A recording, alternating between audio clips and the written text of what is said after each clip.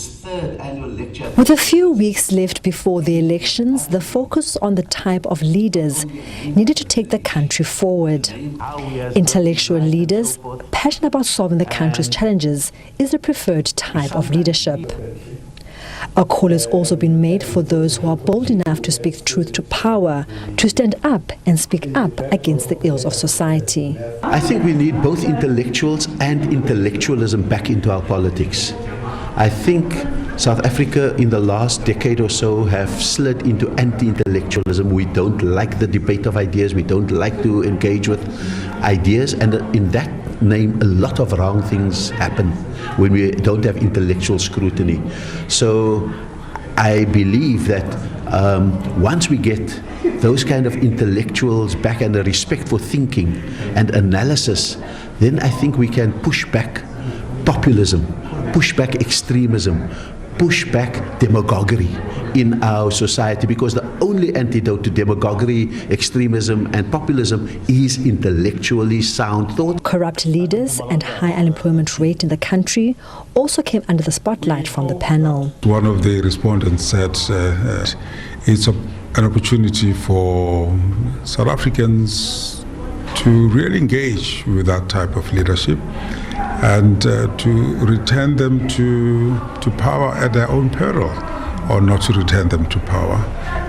Or if they do return them to power, if they are not ethical leadership, to hold them to the highest ethical standard as possible, to engage them in the policies that will make the poorest of the poor to benefit, and not those leaders to pocket money from the fiscus and underdevelop our country.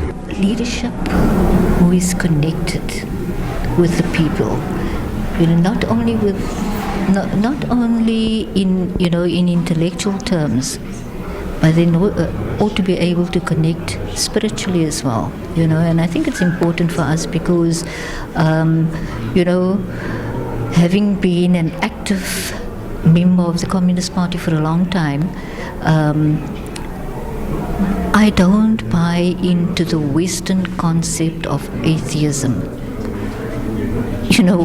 All of us oppressed people have a spirituality which we don't equate with the Western idea of being God conscious. For us, our spirituality lies in our connection with each other as human beings, and that is the kind of leadership we need.